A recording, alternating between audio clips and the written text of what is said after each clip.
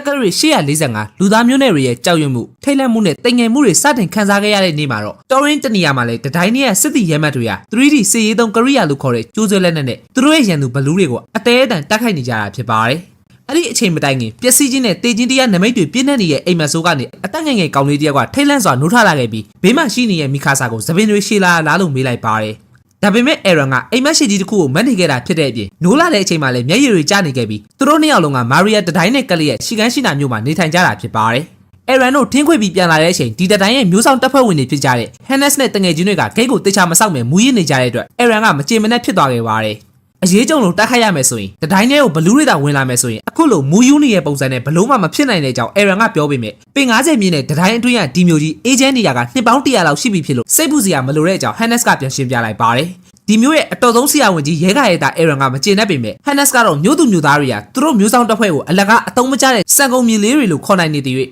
သူတို့ကလှုပ်ဆရာမရှိပဲဒီမျိုးကြီးဘေကင်းအေဂျင့်နေရာဖြစ်ပြီးမျိုးဆောင်တပ်သားတွေသာတိုက်ခိုက်နေရမယ်ဆိုရင်တော့အရန်ဆိုးရတဲ့အခြေအနေဖြစ်တဲ့အကြောင်းပြောပြလိုက်ပါတယ်။ဒါပေမဲ့အဲရန်ကတော့အခုလိုမျိုးထဲမှာကောင်းကောင်းနေကောင်းကောင်းစားပြီးတတိုင်းရဲ့အပြင်ကိုမထွက်ဘဲနေရတာကနွားချန်တွေကနွားတွေအတိုင်းပဲဖြစ်တဲ့အကြောင်းပြောခဲ့လိုက်ပါတယ်။အဲရန်ကတတိုင်းတို့ရဲ့အပြင်ဘက်ကိုထွက်နိုင်တဲ့တခုတည်းသောကင်းနောက်တစ်ဖွဲ့ကိုအရွယ်ရောက်တဲ့အချိန်မှာဝင်ဖို့ဆုံးဖြတ်ထားတာဖြစ်ပြီးမီခါဆာကတော့အဲအကြောင်းကိုစိတ်ပူနေပေမဲ့သူတို့ပြန်လာတဲ့အချိန်ခေါင်းထိုးတန်တစ်ခုကိုကြားလိုက်ရပါတယ်။မျိုးပြင်ကိုထွက်သွားတဲ့ကင်းနောက်တစ်ဖွဲ့ပြန်ရောက်လာတာဖြစ်ပေမဲ့တပ်သားတွေအလုံးကဒဏ်ရာဒဏ်ချက်ဒုက္ခိတဘဝနဲ့ပြန်လာကြတာဖြစ်တဲ့အပြင်တော်တော့ကအရေးတွက်ထက်လေနဲနေရကြောင်းမျိုးသူမျိုးသားတွေကတော့ထုံးစံအတိုင်းဝိုင်းဝန်းအပြစ်တင်နေကြတာဖြစ်ပါတယ်။အဲ့လိုသူတို့အပြင်တစ်ခါတော့တိုင်းဆုံးရှုံးရမှုတွေမနှဲပေမဲ့အခုချိန်ဒီလူသားမျိုးနဲ့ချစ်စမ်းလို့ရမယ့်နေမြေတွေအနာဂတ်တွေဆိုတာရှာလို့မတွေ့သေးပဲဘလူးတွေဘဲကလာလဲဆိုတာကိုတော့အခုထိစုံစမ်းလို့မရခဲ့တာကြောင့်ကင်းနောက်တစ်ဖွဲ့ဆိုရင်ဘသူကမှအထင်မကြီးပဲပြည်သူတွေရဲ့အခွန်ကိုအလကားစားနေတဲ့ကောင်တွေလို့မြင်လာကြတာဖြစ်ပါတယ်။အဲရန်ကတော့အဲ့လိုပြောတဲ့သူတွေကိုမကျေနပ်ပဲဒီလောက်ထိအသေးပြောင်များတဲ့ကင်းနောက်တစ်ဖွဲ့တွေကိုသူ့ရဲ့လွတ်လပ်ချင်တဲ့စိတ်တစ်ခုတည်းနဲ့ဝင်ကျင်နေရဖြစ်တဲ့အတွက်အဲရန်ကိုစိတ်ပူတဲ့မိခါဆာကအိမ်ရောက်တဲ့အချိန်သူ့မိဘတွေကိုတိုင်ပြောလိုက်ပါ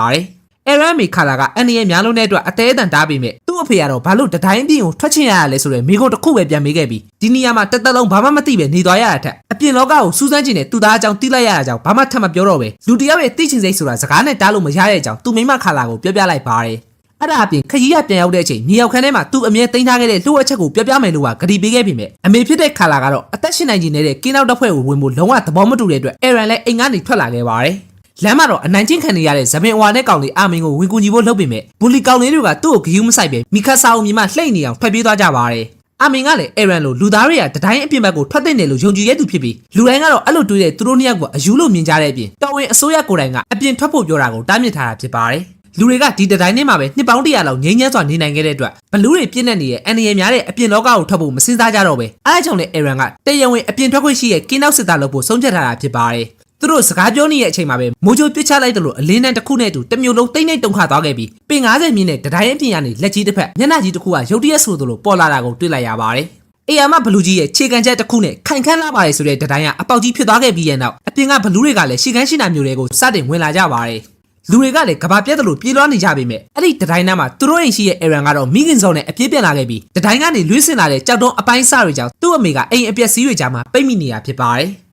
ဘလူးမတကောင်ကလည်းသူတို့အိမ်ဘက်ကိုဥတီလာနေပြီဖြစ်တဲ့အတွက်ခါလာကတော့အောက်ပိုင်းကျိုးကျနေတဲ့သူ့ကိုမကယ်တော့ပဲအမြန်ထွက်ပြေးဖို့ပြောလိုက်ပါတယ်။ခေါင်းမရဲ့အဲရန်ကသူ့အမေကိုမထားခဲ့ချင်တဲ့အတွက်ခါလာကလည်းသူ့စကားကိုဒီချိန်လောက်တော့နားထောင်ဖို့နဲ့အခုချိန်မပြေရင်3ယောက်လုံးတေးမာဖြစ်တဲ့အကြောင်းပြောနေရောဟန်နက်စ်ကရောက်လာခဲ့ပါတယ်။ဆရာဝန်ကြီးရဲကတမျိုးလုံးကိုပလက်ယောဂကပ်ပေးရနေကယ်ပေးဘူးတာကြောင့်အဲ့ဒီကျေးဇူးကြွေးကိုပြန်ဆက်နိုင်ဖို့တယောက်တည်းဘလူးကိုရင်ဆိုင်မှုစဉ်းစားလိုက်ပြီမဲ့အနာရောက်တဲ့အချိန်မှာတော့သူ့အစွမ်းစားနဲ့မဖြစ်နိုင်ဘူးဆိုတာသိလိုက်တဲ့အတွက်ရွေးစရာမရှိတော့ပဲကလေးနှစ်ယောက်ကိုဦးစားပေးကယ်လိုက်ရပါတယ်ခါလာကတော့သူကလေးတွေကိုအသက်ရှင်အောင်နေဖို့မှာရင်းနဲ့အနာရောက်လာတဲ့ဘလူးမရဲရဲဆက်ဆက်စားတာကိုခံလိုက်ရပြီးအဲ့ဒီမြင်ကွင်းကိုလည်းအဲရန်ကသူ့မျက်စိနဲ့တက်အပ်မြင်လိုက်ရတာဖြစ်ပါတယ်အတက်ကွန်တိုက်တန် anime ကိုမြန်မာစာရင်းထိုးနဲ့ကြည့်ကျင်နေဆိုရင် Telegram မှာ Geo Anime ခွန်သုံးလုံးလို့ရိုက်ရှာပြီးကြည့်ရှုလို့ရပါတယ် US နိုင်ငံ location ရတဲ့ဘယ် VPN မဆိုခန့်ကြည့်ပေးခြင်းဖြင့်ကျွန်တော်ကိုဝင်ငွေရအောင်ကူညီပေးနိုင်တာမို့လို့တစ်ဖက်တစ်လမ်းကနေ VPN အသုံးပြုရုံနဲ့ဗီဒီယိုလေးတွေကိုစပို့ပေးဖို့တောင်းဆိုချင်ပါတယ်လွန်ခဲ့တဲ့နှစ်တရာကျော်လောက်တုန်းကလည်းအဲ့လိုအဖြစ်ပြက်မျိုးနဲ့ကြုံခဲ့ကြတာကြောင့်လူသားတွေကတတိုင်းသုံးခုကိုတိစောက်ပြီးအတွင်းထဲမှာပဲနေခဲ့ကြတဲ့အကြောင်းကိုကြားပူးကြပေမဲ့ဘသူမှအရေးတယူမရှိခဲ့ကြတဲ့အတွက်ကြိုတင်မပြင်ဆင်ထားတဲ့ရှီကန်းရှိနာမျိုးကြီးကလူသားစားဘလူးတွေလက်အောက်မှာငရဲကျသလိုကဘာပြက်နေကြပြီဖြစ်ပါတယ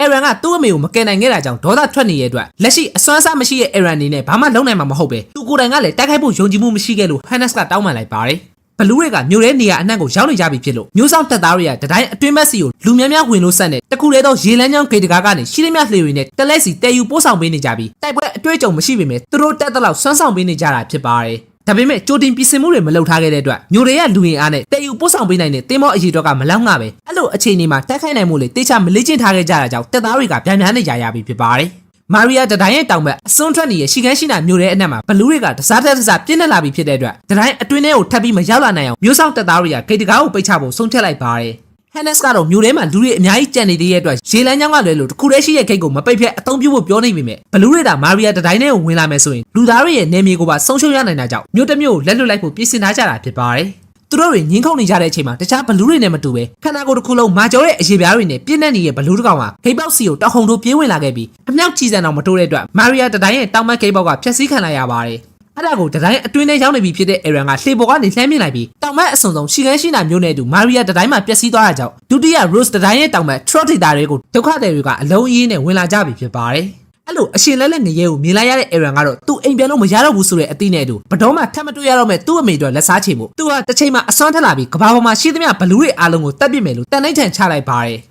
မာရီယာတတိုင်းတွင်းကိုတင်းမောနဲ့လိုက်ခွင့်မရခဲ့တဲ့များစွာသောတောင်းတဲ့ချီရဲ့မြို့သူမြို့သားတွေကတော့ဘလူးတွေစားတာခံလိုက်ရပြီးအဲ့တည်င်းကိုကြားတဲ့အေရန်ရဲ့အဖေကလည်းအပြေးလွှာပြန်လာနေခဲ့ပြီဖြစ်ပါတယ်သူ့အဖေကသွေးယူသွေးရန်စစ်ထိုးရတစ်ခုနဲ့အတင်းကျပ်ထိုးပြီးတော့မမေ့ဖို့တနေ့ကျရင်အဲ့ဒီနေရာကိုရအောင်သွားဖို့မှန်နေတဲ့အိမ်မဆိုးကနေအေရန်ကပြန်နိုးထလာခဲ့ပြီးစိတ်ထဲမှာသူ့အဖေကိုတကယ်တွေးခဲ့တယ်လို့ခံစားလိုက်ရတဲ့ပြင်လေပင်မှလည်းသူ့တော်သတိမထားမိလိုက်ပဲတော့ရှိနေခဲ့ပါတယ်သူတို့က Rose တတိုင်းနဲ့ကလေးရဲ့တောင်ဘက်အစွန်ဆုံး Trump မြို့ကိုရောက်နေကြပြီဖြစ်ပြီးများပြားလာတဲ့ဒုက္ခသည်တိုင်းအတွက်တော့ရိတ်ခါလောက်လောက်ငါမရှိပဲအာမေရဲ့အဖိုးကြောင့်သာပေါင်မုံကျန်းတစ်လုံးစီရခဲ့ပေမဲ့ Trump မြို့သားတွေကတော့သူတို့လိုအပြင်သူတွေကိုလုံးဝလက်မခံချင်ကြတဲ့အကြောင်းကြားလိုက်ရပါတယ်သူတို့အတွက်ရိတ်ခါလောက်တော့အောင်တခြားမျိုးကဒုက္ခသည်တွေကိုဘလူးစာကျွေးပေးတဲ့နယ်လို့ကပြောနေရကြောင်းမဟုတ်မခံအေရန်ကလည်းပြဿနာသွားချခဲ့ပြီးဘလူးတွေကိုလက်တွေ့မမြင်မှုတွေတတိုင်းတွေကကောင်တွေကပေါ့ပေါ့လေးအပြောင်ပြက်ပြောနေရကိုလက်မခံနိုင်တဲ့အကြောင်းသွားပြောလိုက်ပါတယ်အာမေဝင်တားလက်ကြကြောင်းကဘာပြဿနာမှမတက်သွားခဲ့ပြီမြဲအေရန်ကတော့မာရီယာတတိုင်းစီပြန်သွားနိုင်မှုဘလူးတွေအားလုံးကိုရှင်းပြဖို့ပဲစိတ်အားထက်သန်နေတဲ့အတွက်ထရော့မျိုးကလူတွေရဲ့မတထားရေးစားကိုလုံးဝမစားဘူးလို့ပါပြောလိုက်ပါတယ်အာမင်ကလည်းသူတို့အနေနဲ့အားနေလုံးတဲ့အတွက်အခုချိန်နေမှာဘာမှပြန်မလုပ်နိုင်ပဲ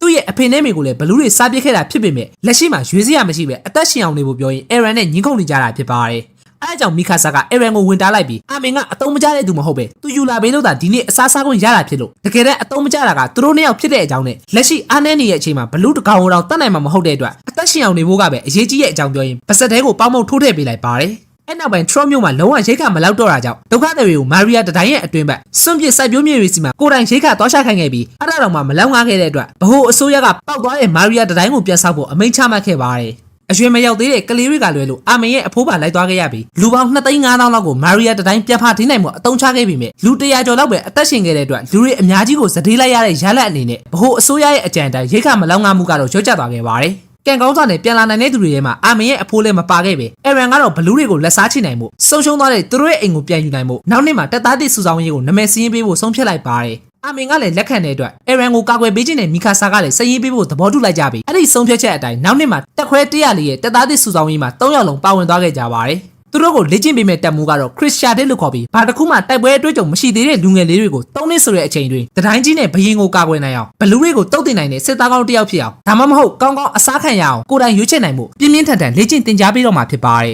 ဒါကတော့အတက်ခွန်တိုက်တဲ့အပိုင်း1ဖြစ်ပြီးအပိုင်း2ကိုနောက်နေ့မှတင်ပေးသွားမှာမို့လို့ like share comment နဲ့ YouTube မှာလည်း subscribe လေးလုပ်ပြီးအားပေးခဲ့ကြဖို့တောင်းဆိုချင်ပါတယ် brother က Facebook ကပဲဖြစ်ဖြစ် YouTube ကပဲဖြစ်ဖြစ်ဒီဗီဒီယိုကြည့်နေရဆိုရင်ကျွန်တော်အတွက်အနည်းဆုံးတော့ like တစ်ချက်နဲ့ comment တစ်ခုခုအဆင်ပြေရလေးမှန်းငယ်ပေးဖို့တောင်းဆိုချင်ပါတယ်သဘောကျရင်တော့ share လေးနဲ့ပါကူညီသွားလို့ရပါတယ်